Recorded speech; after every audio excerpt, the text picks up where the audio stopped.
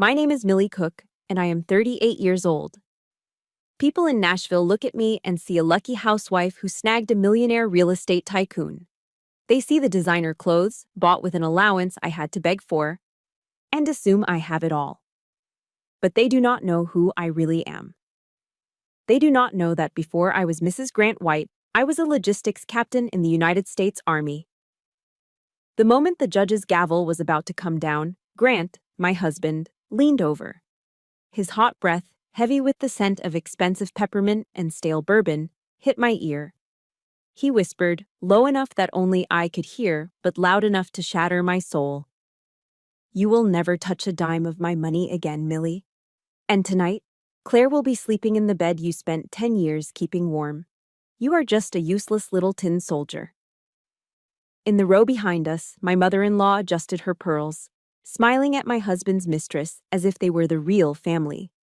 They thought I was trembling with fear. But they were wrong. I was not shaking from fear. I was executing radio silence discipline before H hour. Under the boring stack of divorce papers on the table, my hand was resting on a white envelope sealed with a red federal stamp. Grant thinks this is a divorce court. He does not know he is walking into a criminal trial. Comment. Justice below and subscribe right now if you want to. Witness the exact moment an arrogant man's smile is extinguished forever. I sat with my back perfectly straight, creating a rigid 90-degree angle against the hard mahogany chair. My heels were locked together, touching at the instep, exactly as the drill sergeants at Fort Campbell had taught me 20 years ago. I was wearing a cheap, off-the-rack gray suit from a department store clearance rack, but in my mind, I was in full dress uniform. The federal courtroom in Nashville was freezing, the kind of artificial chill that seeps into your bones, but it was not nearly as cold as the look Judge Eleanor Green gave me. She peered over her spectacles, listening to Grant's lawyer, a man with a thick southern drawl and a suit that cost more than my father's car. "Your Honor," the lawyer droned on, pacing theatrically before the bench. "My client, Mr. White, is the sole economic pillar of this family. Miss Cook here has been unemployed for 5 years. She has contributed absolutely nothing to the household finances. She is, for lack of a better word, a dependent, a parasite on my client's hard-earned success." Parasite. The word hung in the sterile air like smoke. Useless. Leech. I looked down at my hands, resting calmly on the table. They were red and rough from scrubbing floors and gardening without gloves, because Grant refused to pay for a landscaping service. These same hands used to sign logistics orders moving tons of heavy artillery and medical supplies across hostile borders. These hands had saved lives. Now, according to the state of Tennessee, they were good for nothing but scrubbing toilets. The injustice rose in my throat like bile, hot and acidic, but I swallowed it down. In the military, emotion is a luxury. On the battlefield, panic gets you killed. I allowed myself a single tactical glance over my shoulder. The sight was a dagger aimed straight at my heart. Lydia White, my mother-in-law, sat in the front row of the gallery. This was a woman who chaired the White Hope Charity Foundation, a woman who quoted Proverbs every Sunday morning at the First Baptist Church. Yet here she was, gently patting the hand of Claire Davis, my husband's 24-year-old assistant. They were whispering to each other, giggling softly behind their manicured hands as if they were watching a romantic comedy, not the legal dismantling of a 10-year marriage. Then I saw it. The dress. Claire was wearing a slip dress made of deep crimson silk. My breath hitched in my chest for a fraction of a second. 6 months ago, I had touched that exact dress in a boutique window downtown. I had asked Grant for it. He had laughed, telling me it was far too extravagant for someone who doesn't bring in a paycheck. "Maybe next year, Millie, if you learn to budget the grocery money better," he had said. Now, that silk was draped over the body of the woman destroying my home. My husband's money, our money, was quite literally wrapping her in luxury while I sat here in polyester. Their audacity wasn't just immoral, it was a declaration of war. It was a clear signal that in the hierarchy of the White family, the mistress outranked the wife. Suddenly, a shadow fell over me. Grant shifted in his seat, invading my personal space. The smell hit me first. Creed Aventus. It was an aggressive, musky scent with notes of pineapple and birch. It used to be the smell of the man I loved. Now it smelled like betrayal and arrogance. He did not look at me. His eyes remained fixed on the judge, playing the role of the grieving, burdened husband perfectly. But his lips barely moved as he whispered out of the side of his mouth, his voice a low hiss. "You see this, Millie? You have nothing. No money. No connections. No one believes you. You are going to walk out of here with nothing but the clothes on your back. I will make sure you never show your face in high society Nashville again. You are just a pawn, Millie, a temporary placeholder." His voice dripped with the confidence of a man who has never lost a battle because he buys the referees. He thought he had won. He interpreted my silence as submission. He thought I was the broken housewife, paralyzed by the fear of poverty. He did not know the first rule of combat. The person making the most noise is usually the first one to die. I did not flinch. I did not turn to slap him, though every nerve in my body screamed for it. I simply shifted my hand, moving it 2 inches to the right until my fingertips rested on the cool surface of a white A4-sized envelope sitting on the table. It looked innocent, just a packet of paper. But inside that envelope was not a plea for alimony. It was the product of 60 sleepless nights. It contained bank statements from offshore accounts Grant thought were hidden. It held transcripts of voice recordings captured in the dead of night. It held grainy photographs taken through the crack of a study door. My heart hammered against my ribs. Thump, thump, thump, thump. But my breathing remained slow and rhythmic. In for 4 seconds, hold for 4, out for 4. Wait, I told myself. Hold the line. Grant White thinks this is the end of his marriage. He thinks he is discarding a used toy. He's wrong. This is not an end. This is H hour. And the counterattack of Captain Millie Cook is about to begin. My fingers traced the edge of the envelope, and for a split second, my mind flashed back. This wasn't the first time a white envelope had defined my worth in this family. I remembered another envelope, 5 years ago, on a day that was supposed to be a celebration. That was the day the soldier in me was put to sleep, and the prisoner was born. My fingertips brushed against the cold, smooth paper of the white envelope on the courtroom table.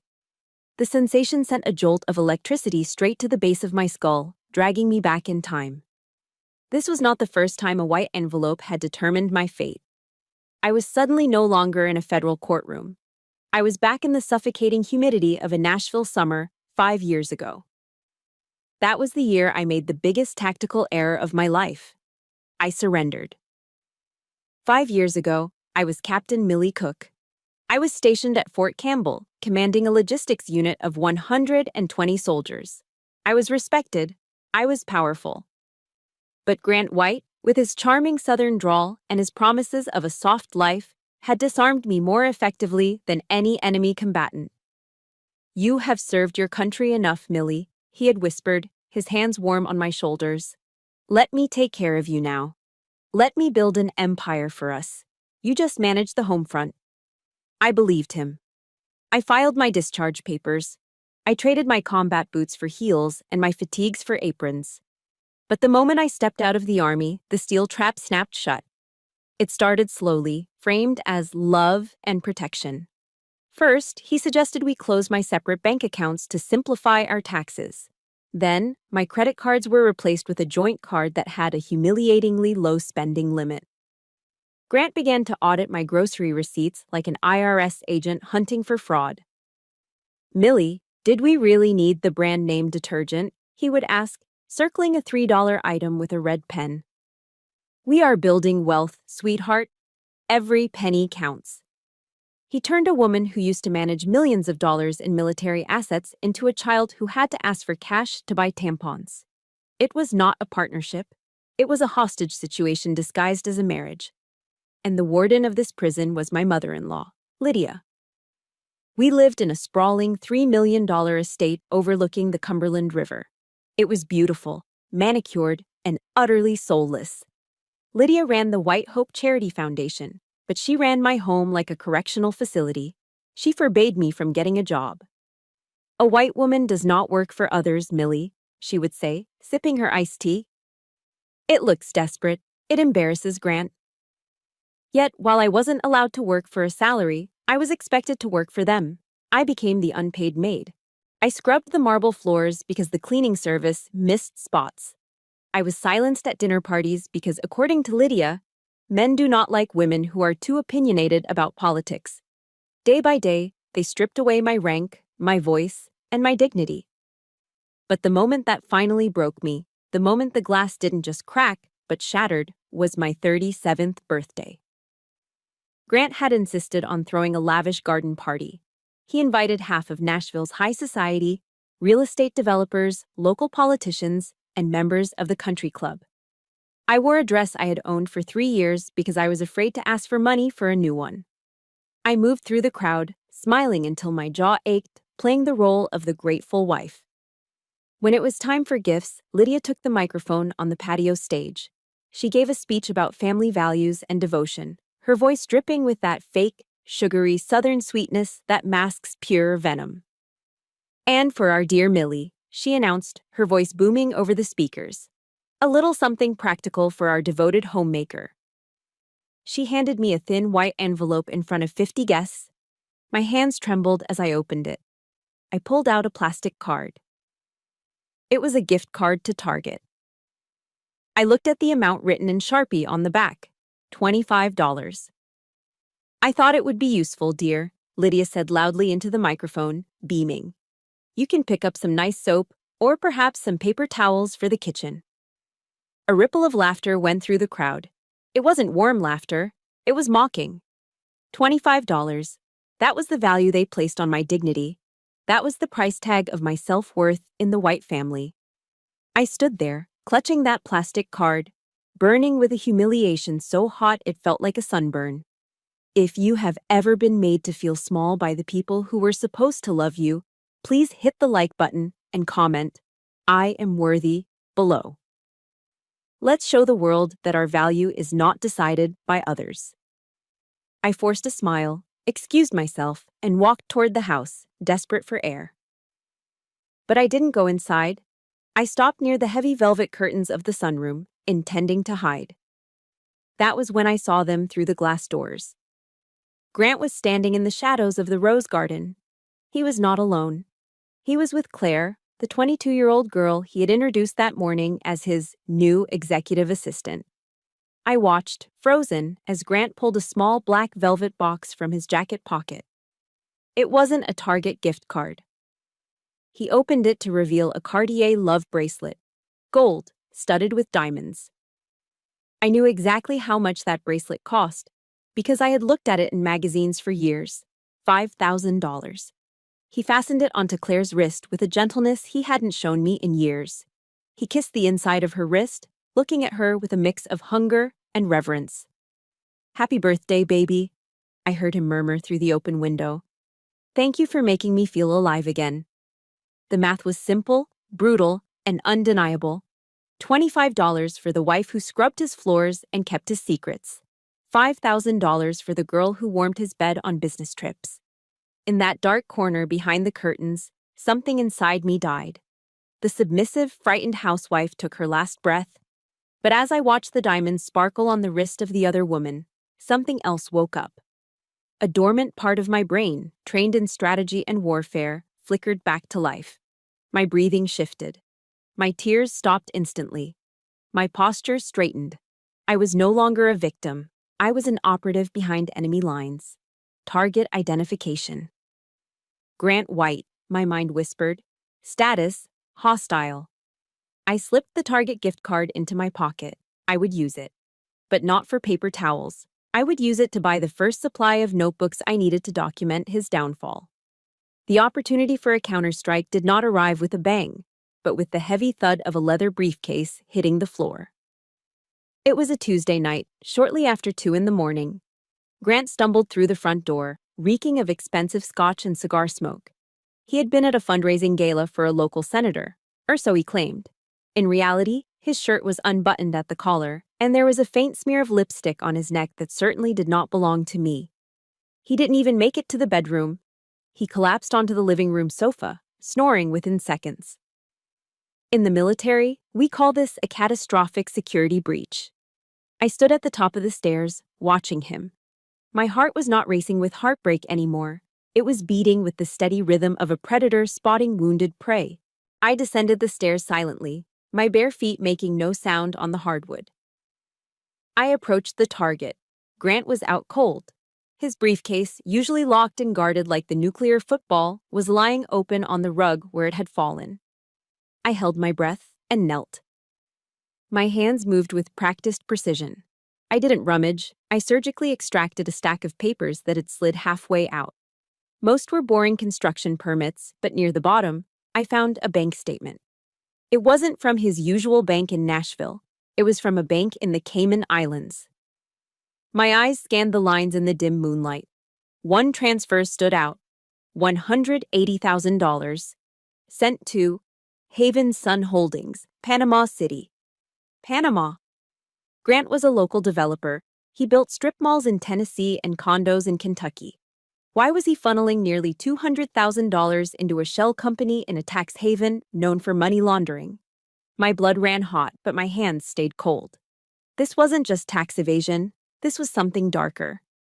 I pulled out my phone, snapped 3 clear photos of the document, and slid it back exactly where I found it. The next morning, I initiated reconnaissance by fire. This is a tactic where you fire at a likely enemy position just to see if they shoot back, revealing their location. Grant was sitting at the kitchen island, nursing a black coffee and a hangover. I walked in, holding the same bank statement, which I had printed out a copy of and accidentally left on the counter. "Honey," I said, my voice dripping with innocent curiosity. "I found this paper on the floor last night. Is Haven Sun a new vacation resort you are building? Why is the address in Panama?" Grant froze. The coffee cup stopped halfway to his mouth. For a split second, I saw pure panic in his eyes. Then, the mask slammed back into place. He snatched the paper from my hand and crumpled it into a ball. He laughed, a short, condescending sound that was meant to make me feel small. "Millie, please," he sneered, shaking his head. "Don't try to read financial documents. You will just hurt your pretty little head. This is complex international financing for raw materials. It is tax optimization, not a resort." He stood up, towering over me, using his height to intimidate. "You stick to making the grocery list and keeping the house clean. Leave the thinking to the men who actually make the money. Now, make me some eggs." He dismissed me. He thought he had crushed my curiosity with his arrogance. Fatal error, I thought as I cracked eggs into the skillet. He thinks I am stupid. That is his weakness. By dismissing me, he gave me permission to be invisible. And invisible is exactly what a spy needs to be. Saturday arrived. The weather was perfect for golf, which meant Grant would be at the Belle Meade Country Club for at least 4 hours. It was time to infiltrate the red zone, his home office. Grant had a strict rule. I was never allowed in his office. He claimed it was because he handled sensitive client data. I stood before the heavy oak door. It was unlocked, another sign of his arrogance. He didn't lock the door because he didn't fear me. I slipped inside and sat at his desk. His computer was asleep. I woke it up. A password prompt appeared. I cracked my knuckles. In the Army, we learned that people are creatures of habit. They choose passwords based on what they love most. I tried his birthday. Incorrect. I tried our wedding anniversary. Incorrect. I wasn't surprised. I tried the date he founded his company. Incorrect. Then, a sick feeling settled in my stomach. I typed in the numbers 0, 8, 1, 2. August 12th, Claire's birthday. Click. The screen unlocked. The humiliation stung like a slap, but I pushed it aside. I was in. I didn't have much time. I plugged in a high-speed USB drive I'd bought with cash 2 days ago. I navigated straight to a folder named Sun Project. My eyes widened as I opened a random PDF. It was a chaotic web of financial crimes. But the centerpiece was a document authorizing the transfer of funds from the White Hope Charity Foundation to the Panamanian account. At the bottom of the page, there were 2 signatures. One was Grant's. The other belonged to my mother-in-law, Lydia. I felt nauseous. They were using a charity, a foundation that claimed to help orphans to launder dirty money. And there, listed as the director of the shell company in Panama, was a familiar name, Claire Davis. It was a perfect criminal triangle. The mother provides the cover, the husband moves the money, and the mistress holds the offshore accounts. Copying. 45%, 60%. The progress bar crawled across the screen. Suddenly, I heard the crunch of gravel on the driveway. A car engine.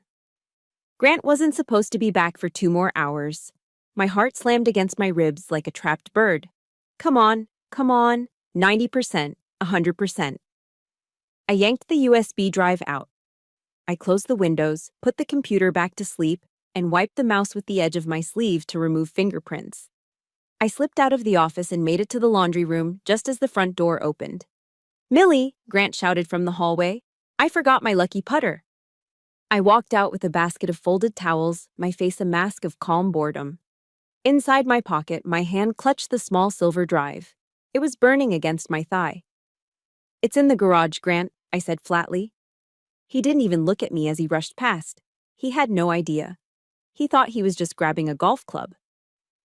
He didn't know that his wife, the woman he told to stick to grocery lists, had just seized the key to his prison cell. The cell phone in my purse felt like a radioactive isotope. I knew Grant had installed tracking software on it months ago under the guise of family safety, but I now understood it for what it was, a digital leash. I could not use it.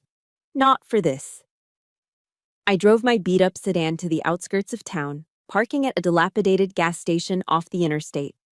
I pulled a baseball cap low over my eyes, shielding my face from the security cameras that buzzed overhead. My hands dug into my pocket, retrieving a handful of quarters I'd been hoarding from the grocery change. The payphone was grimy, smelling of stale tobacco and gasoline.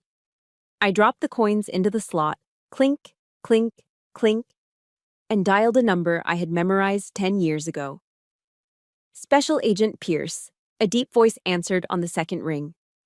"Marlin," I said, my voice steady despite the adrenaline coursing through my veins. "It is Captain Cook." There was a pause. A heavy silence hung on the line for a heartbeat, then 2. Marlin Pierce had been a 22-year-old sergeant under my command in Afghanistan. I had written his recommendation letter for the FBI Academy myself. He was one of the few men I knew who understood the meaning of honor. "Captain," his voice shifted instantly from bureaucratic detachment to sharp alertness. "It has been a long time. Is everything all right? I need a meeting, off the record, immediately." "Name the place," he said without hesitation. "The parking lot of the Starlight Diner on Route 41, 2300 hours. I will be there." The rain in Nashville that night was relentless. It battered the windshield of my car, blurring the neon lights of the diner into streaks of red and blue. At exactly 11 o'clock at night, a nondescript black sedan pulled up beside me. The window rolled down. Marlin was older now, the lines around his eyes deeper, but the intelligence in his gaze was exactly as I remembered. I stepped out of my car and into his. The interior smelled of coffee and old leather. I didn't waste time with pleasantries. I reached into my jacket and pulled out the silver USB drive. It felt heavy in my palm, heavier than its physical weight should allow. "Grant thinks he's just hiding assets from a divorce," I said quietly. But I found this. Marlin took the drive and plugged it into a ruggedized laptop. The screen flickered to life, casting a blue glow over his face. I watched him read. For 5 minutes, the only sound was the rhythmic drumming of rain on the roof and the clicking of his keyboard. His expression hardened. He took off his wire-rimmed glasses and rubbed the bridge of his nose. When he looked at me, there was no pity in his eyes, only a grim professional respect. "Millie," he said, dropping the formalities, "do you have any idea what you are holding?" "Tax evasion?" I guessed.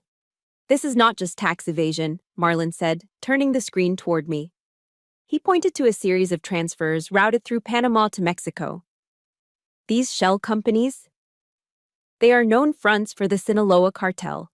Grant is not just hiding money, he's washing it.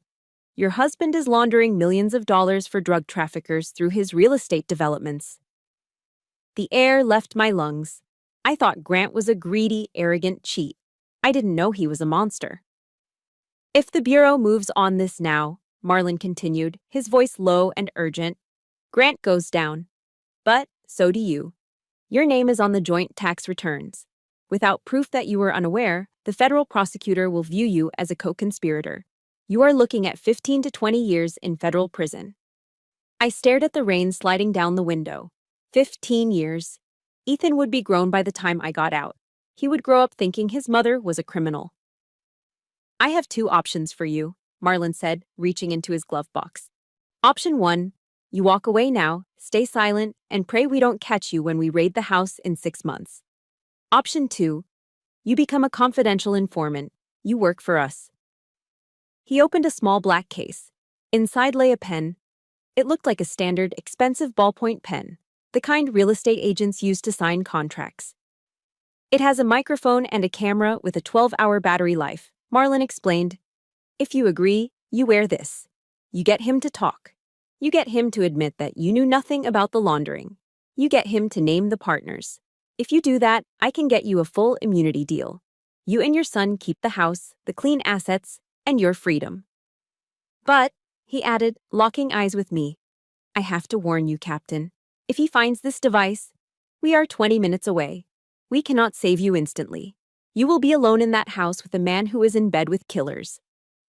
I thought of Ethan. I thought of his innocent face sleeping in his room, completely unaware that his father's luxury was built on blood.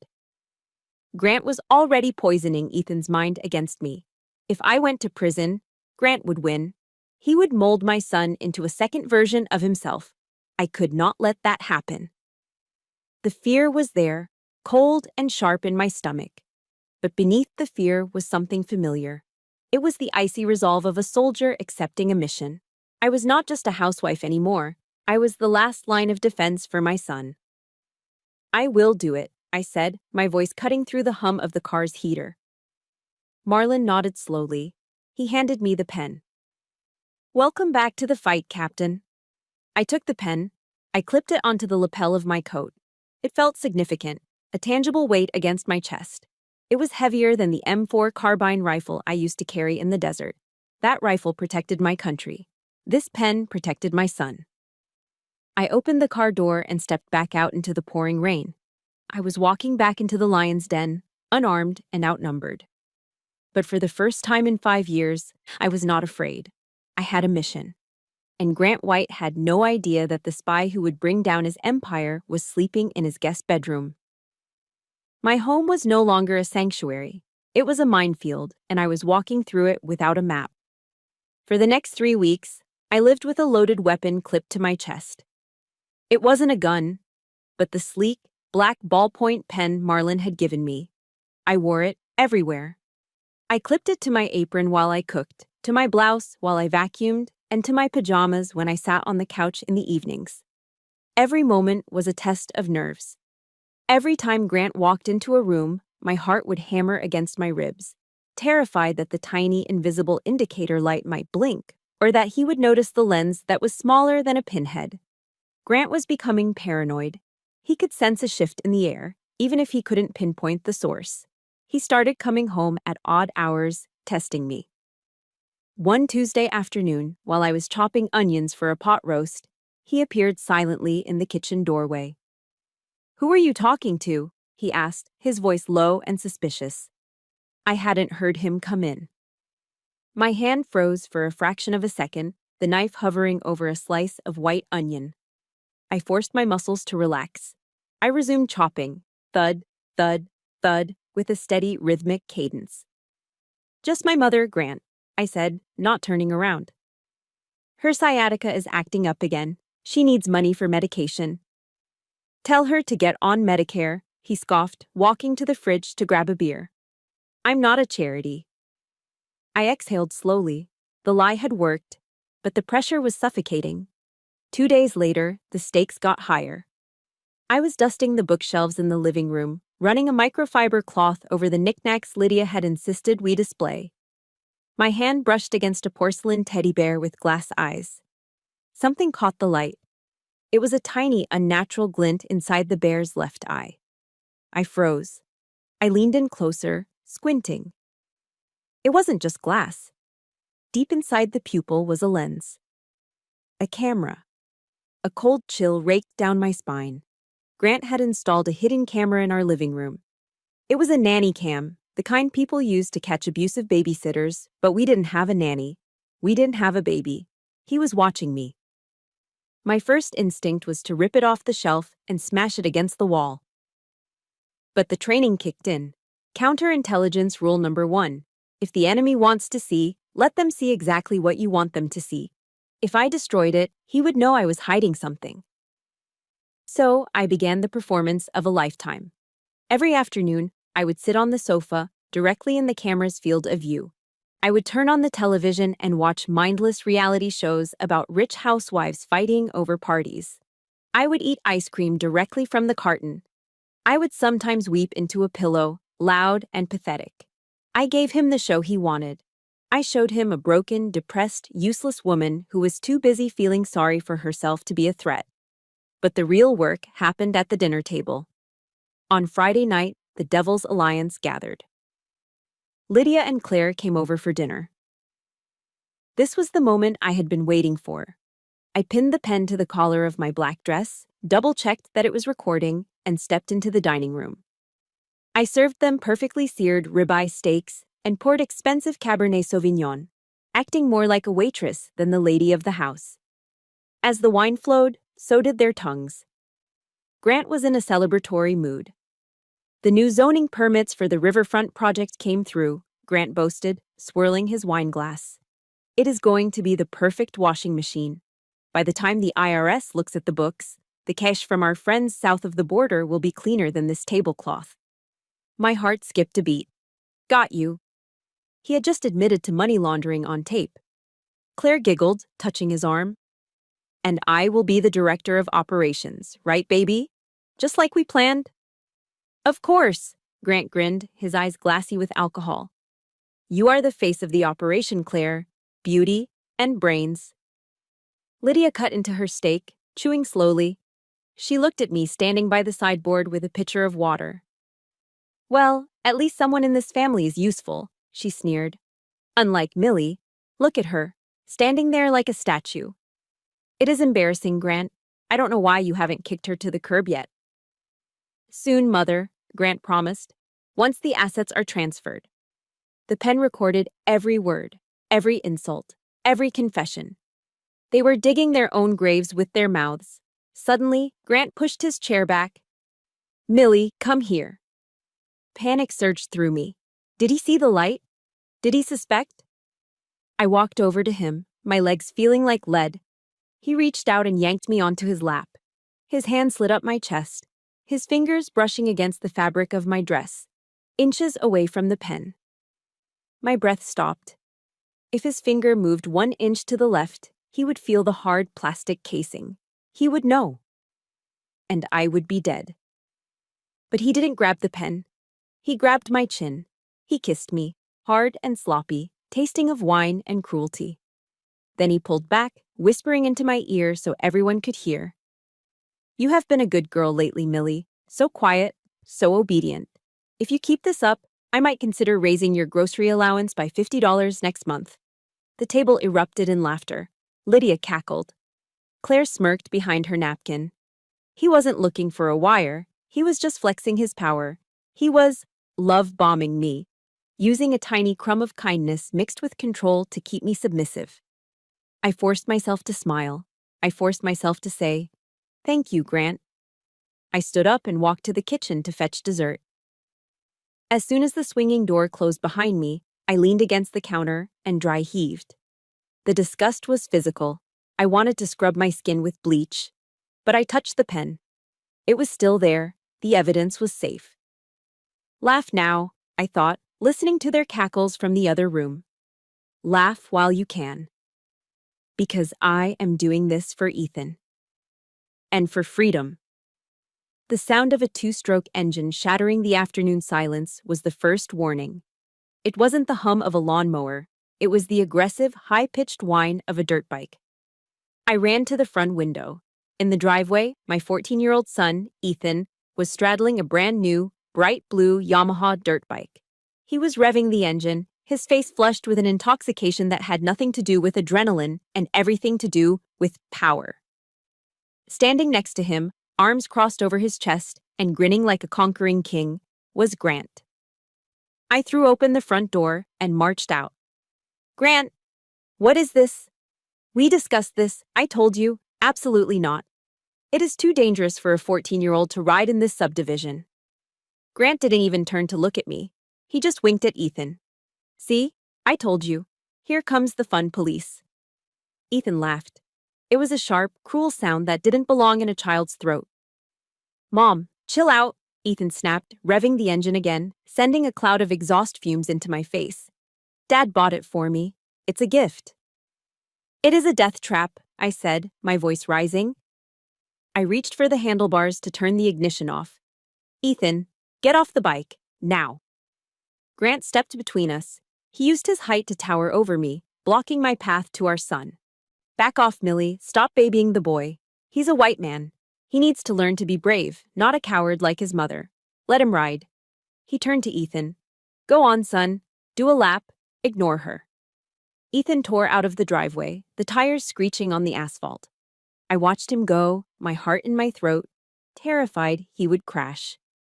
But what scared me more was the look Grant gave me. It was the look of a man who knew he had just bought his son's loyalty for the price of a few $1,000s. Later that evening, I tried to do damage control. I went up to Ethan's room. He was lying on his bed, still wearing his motocross boots, scrolling on his phone. Ethan, I said softly, sitting on the edge of his bed. I'm not trying to be mean. I just worry about your safety. Your father shouldn't have gone behind my back. Ethan sat up abruptly. He shoved my hand off the mattress as if my touch burned him. Stop it, he shouted. Stop trying to ruin everything. I recoiled. Ethan. He stood up, his face twisted in a sneer that was a terrifying replica of his father's. Dad told me everything, Mom. He told me why you are always angry. He told me you are just jealous. Jealous? I whispered, stunned.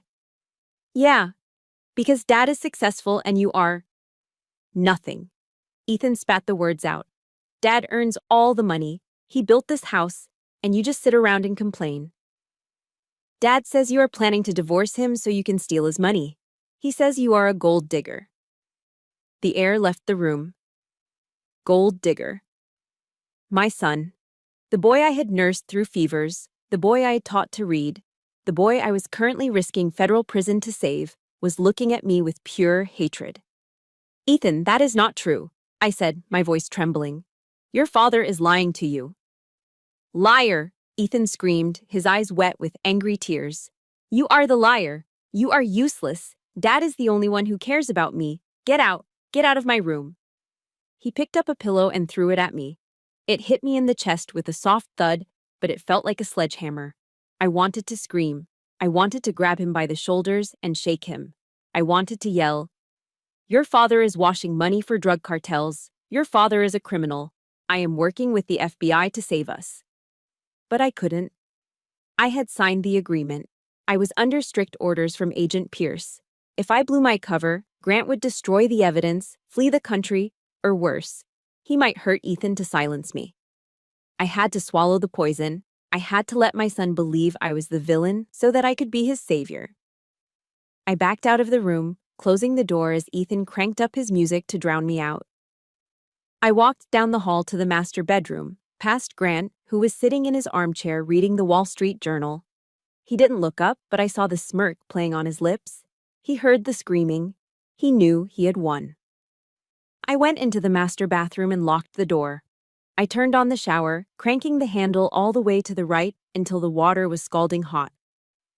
The room filled with steam. Only then, under the roar of the water, did I let myself slide down the tiled wall to the floor. I pressed my hands over my mouth to muffle the sound of my sobbing. The pain was physical. It felt as if Grant had reached into my chest and ripped my heart out, only to feed it to our son. He was turning Ethan into a monster. He was using parental alienation as a weapon of war. If you are a mother who has ever had to be the bad guy to protect your child, or if you've ever been painted as the villain while doing all the work. Please hit the like button and comment Mama Bear below. Let me know I'm not alone in this fight. I sat there for 20 minutes, letting the hot water run, letting the steam hide my tears. But as the tears dried, something else took their place. I stood up and wiped the condensation off the mirror. My eyes were red and swollen, but the woman staring back at me was not broken. She was furious. Grant White had made a fatal mistake. He thought that by turning Ethan against me, he would break my spirit. He didn't understand a mother's love. He didn't understand that I would walk through hell to save my son, even if I had to burn Grant's empire to the ground to do it.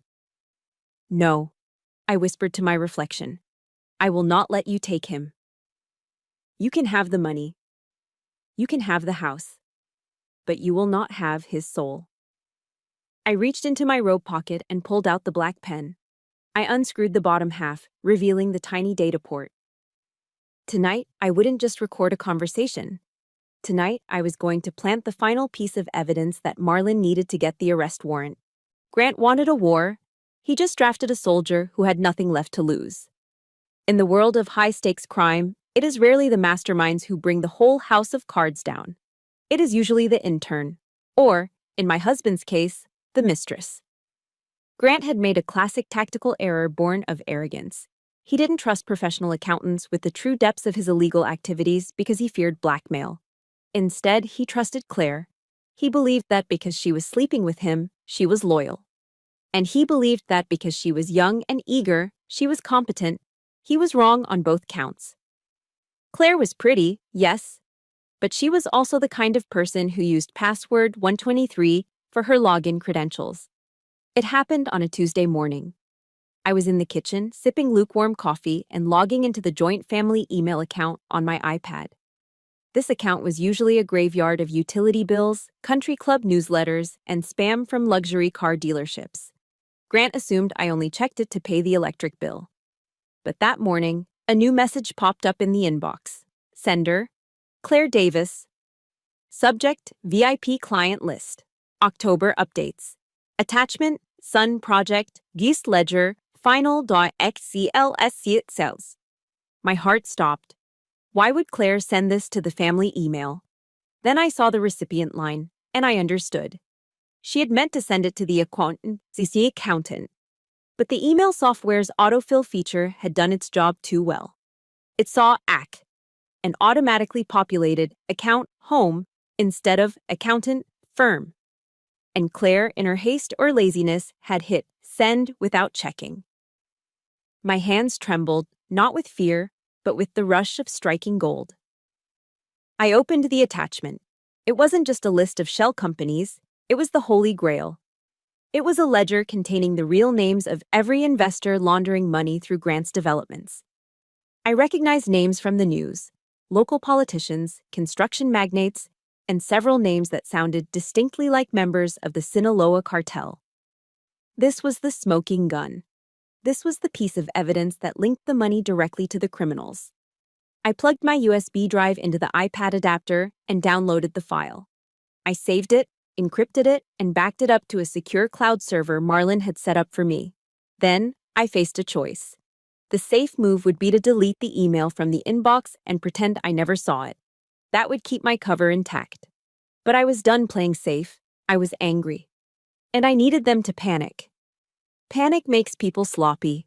I left the email in the inbox, and I marked it as read. That afternoon, the sun was blazing over Nashville. I walked out to the backyard patio. Claire was there, lounging by the pool in a tiny white bikini, sipping a mimosa. She was wearing sunglasses that cost more than my first car, scrolling through Instagram, completely oblivious to the fact that she had just signed her own death warrant.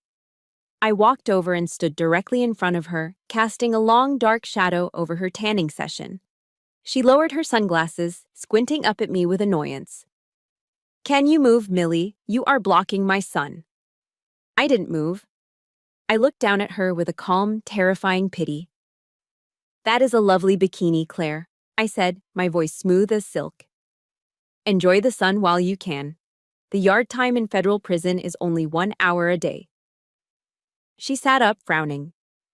Excuse me? What is that supposed to mean? It means you should really check your sent folder, I said, leaning in closer so she could see the cold fire in my eyes. And you should probably learn the difference between accountant and home account before you hit send next time. Her face went pale. The blood drained from her cheeks so fast she looked like a ghost. Oh, and Claire? I added, turning to walk away.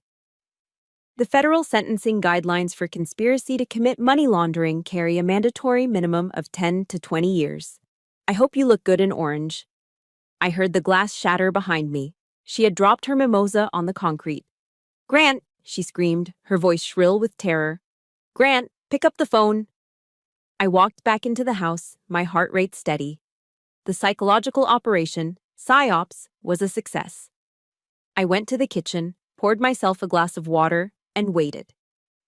20 minutes later, Grant's Mercedes screeched into the driveway. He burst through the door, his face purple with rage and fear. Lydia followed him, looking equally terrified. You idiot! Grant was screaming at Claire, who was sobbing on the patio. How could you be so stupid? Did she see it? Did she download it? I don't know, Claire wailed. She said something about federal prison. We have to move the assets, Lydia hissed, her voice trembling. Right now, tonight, before she talks to anyone. Millie is too dumb to know what she saw, Grant shouted, pacing the living room floor. But we can't take the risk. Call the banker in the Caymans. Tell him to liquidate the Sun accounts. Transfer everything to the crypto wallets. Do it now. I stood in the hallway, unseen, polishing a mirror. The black pen clipped to my blouse was recording every scream, every frantic phone call, and every authorization code they shouted into their phones. By trying to hide the crime, they were creating a fresh trail of evidence. They were documenting their own intent to obstruct justice. Grant thought I was the dumb wife upstairs. He didn't know that every word he spoke was tightening the noose around his own neck. He was digging his own grave with a golden shovel, and I was just there to watch the dirt fall. We were back in the present moment, frozen in the sterile chill of the federal courtroom. The air smelled of floor wax and the stale bourbon on my husband's breath. Grant leaned back in his chair, adjusting his silk tie with a smug satisfaction, already mentally spending the money he believed he had successfully hidden from me. Judge Eleanor Green raised her gavel. The wood hung suspended in the air for a fraction of a second, poised to finalize the divorce decree that would leave me destitute and Grant victorious. Grant smirked at Claire in the gallery, winking at her. They were already celebrating. Your Honor! The voice cut through the silence like a whip crack. It was Mr. Howell, my attorney. He stood up, buttoning his jacket with slow, deliberate movements. If it pleases the court, my client wishes to submit new evidence into the record. Evidence that is material to the financial standing of Mr. White. Grant let out a loud, incredulous laugh. He shook his head, looking at the judge with mock exhaustion. Oh, come on, what is it this time? Did she find an old grocery receipt for milk? Is she asking to be reimbursed for doing the laundry? A ripple of laughter went through the courtroom. Even the court reporter cracked a smile. They all saw a desperate, grasping housewife trying to delay the inevitable. I remained silent. I did not look at Grant. I kept my eyes fixed on the bench as I slid the white envelope across the mahogany table toward the clerk, who handed it up to Judge Green. The room went quiet as Judge Green opened the seal. The sound of tearing paper was the only noise in the room. She pulled out the documents. I watched her face. At first she looked annoyed, expecting another frivolous claim. Then her eyebrows knitted together. She flipped a page, then another. Her eyes widened behind her spectacles. Her casual posture vanished, replaced by a rigid, terrifying stillness. She looked at the bank statements bearing the Panamanian seal. She looked at the photos of the ledger. She saw the transcripts of the dinner conversation where Grant admitted to washing the money. And finally, she saw the official stamp of the Federal Bureau of Investigation on the cover letter. Judge Green slowly lifted her head.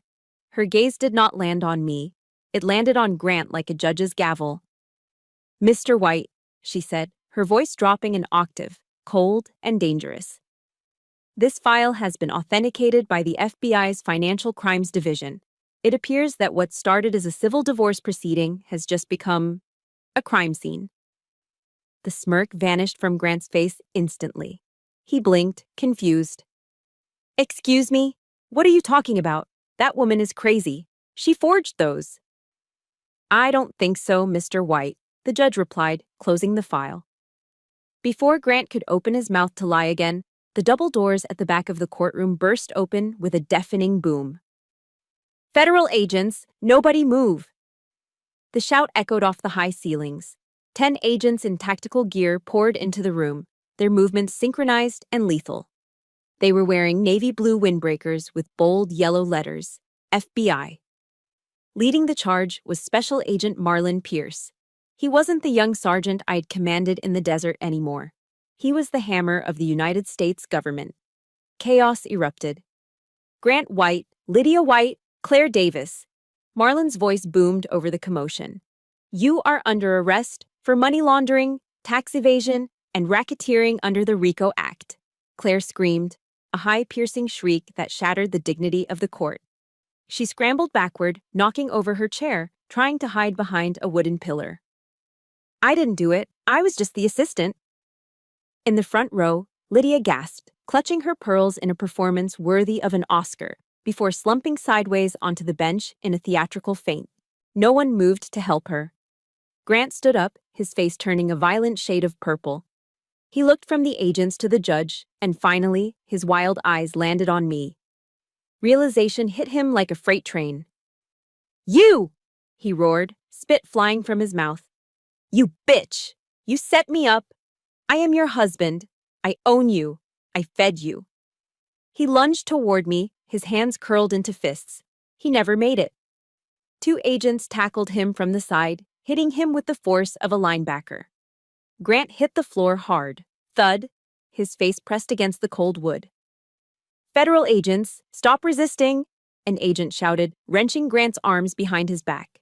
The room was a whirlwind of shouting, crying, and the metallic click-click-click of handcuffs being secured. But in the center of the storm, I stood perfectly still. I was the eye of the hurricane. I slowly stood up and walked around the table. I stopped inches from where Grant lay pinned to the floor, panting and struggling like a trapped animal. He looked up at me. The arrogance was gone. The cruelty was gone. All that was left was fear. Pure, naked fear. I leaned down, close enough that he could see the resolve in my eyes, but far enough that he couldn't touch me. You didn't feed me, Grant, I whispered, my voice cutting through the noise. You starved me. You imprisoned me. I straightened up, towering over him for the first time in our marriage. And today, I said, loud enough for Claire to hear as she was being dragged out in cuffs, I am liberating myself. Oh, and Grant? Claire can keep the bed. I will sleep much better in a house that doesn't have you in it. Marlon looked at me and gave a sharp nod. He hauled Grant to his feet. Get him out of here, Marlon ordered. As they dragged Grant away, he looked back at me one last time, his eyes wide with disbelief. He had underestimated the useless housewife. He had forgotten that before I was his wife, I was a soldier, and soldiers know how to win wars. The heavy doors swung shut behind him, cutting off his screams. The silence that followed was heavy, but it wasn't oppressive. It was the silence of victory. The empire of the White family had crumbled, and all it took was one woman with a plan and the courage to execute it. The silence in our new apartment was different from the silence in the mansion. The silence in the mansion had been heavy, filled with secrets and unsaid threats.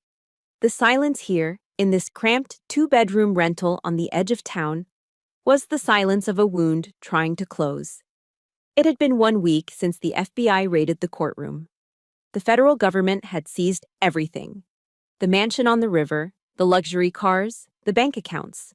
All of it was draped in yellow tape, marked as evidence. Grant's empire had dissolved like cotton candy in water. We had nothing left but our clothes and a few boxes of personal items. But for the first time in 5 years, the air I breathed felt clean. However, the collateral damage was severe. My son Ethan had locked himself in his bedroom for 3 days. He hadn't eaten. He hadn't spoken. He had simply walked into the small room, shut the door, and turned off the lights. He was grieving.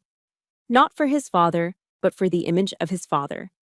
He was mourning the hero he thought he knew, the man who had bought him dirt bikes and told him he was a king. I didn't try to force the door open. I didn't yell. I simply placed a tray of grilled cheese sandwiches and tomato soup, his favorite comfort food, on the floor outside his room. Then I sat down on the hallway floor, leaning my back against the painted wood of his door. I pulled my knees to my chest and began to talk. I didn't talk about the divorce. I didn't talk about Grant's crimes.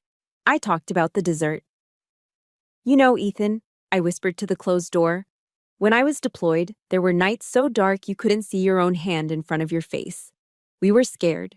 We were tired. But we never left a soldier behind. No matter how bad it got, we stayed. And I am staying right here. I am not going anywhere. I sat there for hours, just breathing in rhythm with him on the other side of the wood. On the night of the 4th day, I heard the lock click. The door creaked open slowly. Ethan stood in the threshold. He looked terrible. His face was pale and gaunt, his eyes swollen from days of crying. He was wearing the same t-shirt he had worn to court. He looked down at me, his lip trembling. "Mom," he croaked, his voice cracking.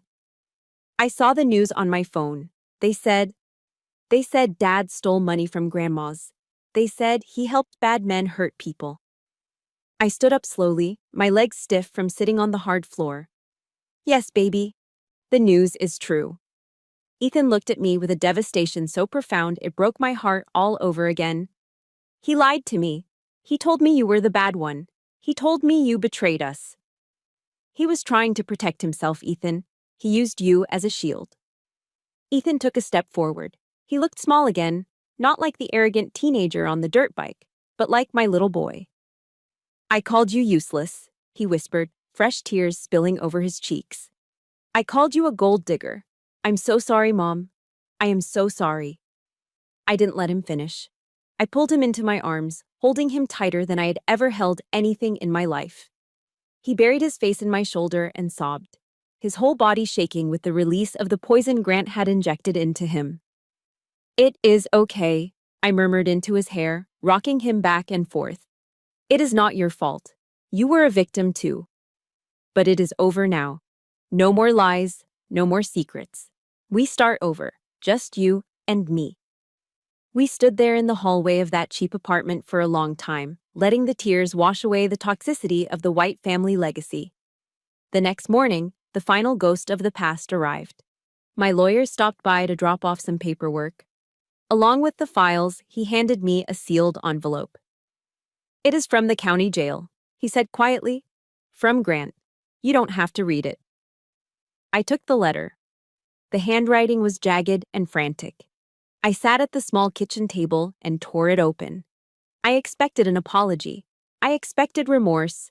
Instead, I found one last attempt at manipulation. Millie, the letter read, you have to help me. If you talk to the prosecutor, if you tell them I was coerced, they might reduce the sentence. If you don't help me, I will have nothing to live for. Do you want my blood on your hands? Do you want Ethan to know his mother let his father die in a cage? You owe me this. I made you who you are.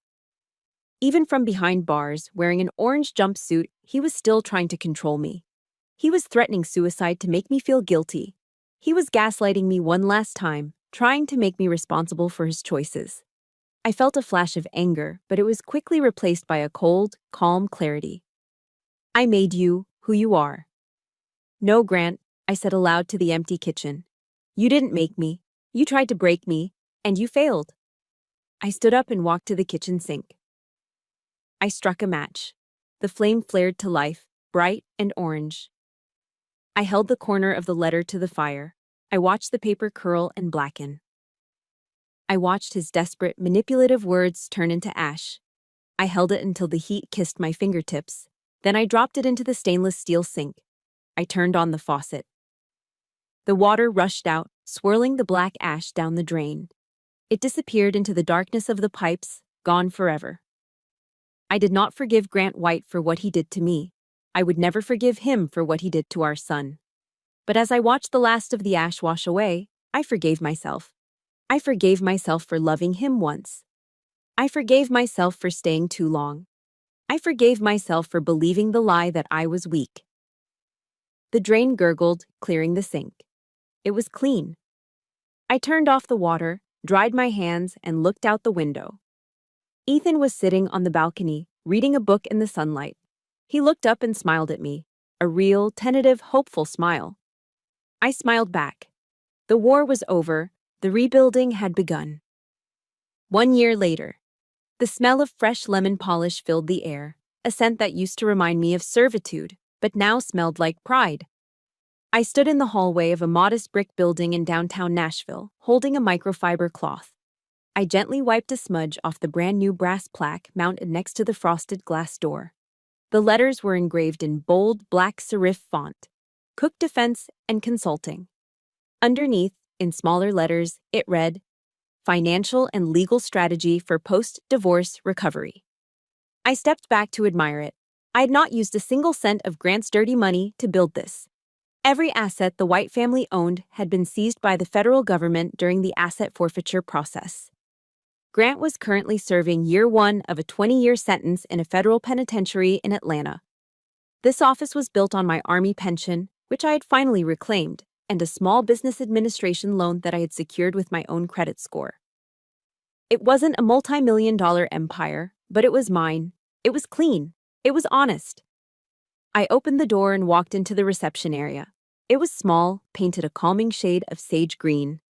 Sitting in one of the waiting chairs was a young woman. She couldn't have been more than 25. She was clutching a designer handbag as if it were a life preserver, her knuckles white. Dark circles bruised the skin under her eyes, and she jumped slightly when the door clicked shut. I stopped. For a heartbeat, I didn't see a stranger. I saw myself, sitting in that courtroom 1 year ago, terrified and isolated. I saw the same tremor in her hands, the same look of a woman who had been told she was useless so many times she had started to believe it. I didn't walk behind my desk to create distance. I walked straight over to her and sat in the chair opposite hers. Mrs. Reynolds, I asked softly. She nodded, tears instantly welling up in her eyes. I don't have access to the accounts, she stammered, rehearsing the apology she probably gave her husband every day. He says I'm bad with numbers. He says if I leave, he will crush me. I reached out and placed my hand over hers. My grip was firm, transmitting the strength she didn't know she had. Look at me, I said, dropping my voice to the command tone I used to use in the barracks. You are not bad with numbers. You are being gaslighted, and you are not alone anymore. She looked up, startled by the certainty in my voice. I was where you are, I told her. I know the script he is using because I lived it, but we are going to rewrite it. You are a warrior, Mrs. Reynolds. You have just forgotten how to use your weapon. We are going to find it together. A flicker of hope ignited in her eyes. A tiny spark, but it was enough to start a fire. That look was better than any paycheck. That was my legacy. I wasn't just surviving, I was building an army of women who would never be victims again. Later that afternoon, the office door swung open again. Special delivery, a voice called out. Ethan walked in, dropping his backpack on the sofa. At 15, he had shot up 3 inches. The baby fat was gone from his face, replaced by a jawline that was becoming defined.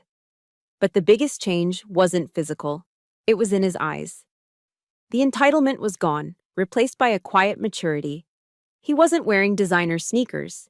He was wearing work boots, scuffed at the toes. Hey, Mom, he said, moving to the filing cabinet. I finished my homework. Do you want me to organize the new client files? That would be a huge help, soldier, I smiled, watching him sort through the paperwork with efficient, careful hands. He wasn't asking for a dirt bike. He wasn't demanding an allowance.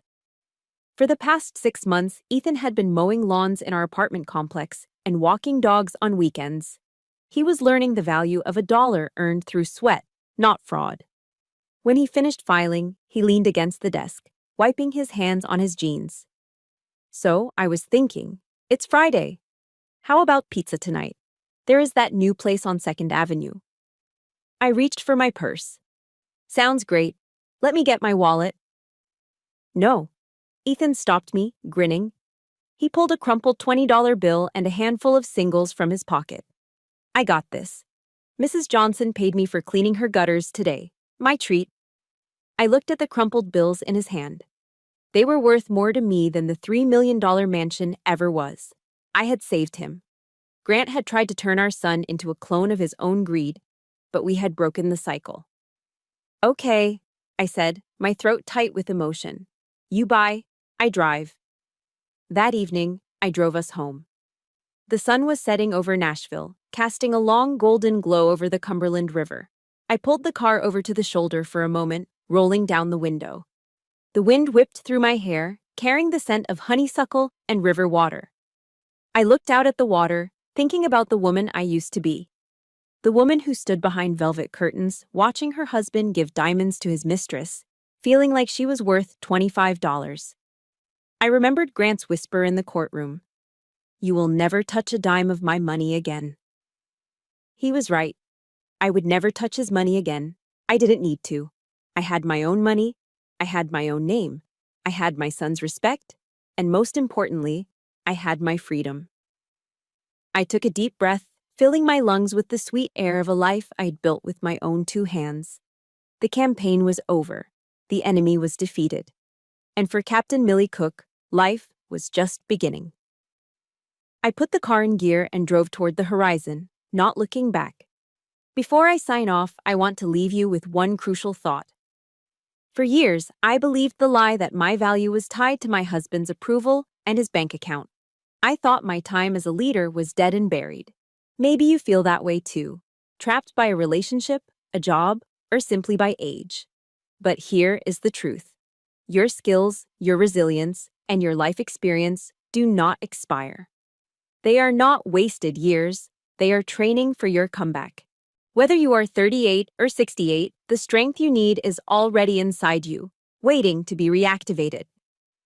Never let anyone convince you that you are too old or too broken to write a new chapter. You are your own rescue team. Now, I want to hear from you. Did you feel that rush of absolute satisfaction when the handcuffs finally clicked on Grant's wrists? If my story ignited a spark in you, please hit the like button right now. It helps more women find this message of hope. And if you are ready for more stories about justice, resilience, and turning the tables on those who underestimate us, make sure you subscribe to the channel and turn on notifications. Tell me in the comments below, what is one difficult thing you have survived that made you stronger? I want to read your stories. Let's build a community of survivors right here.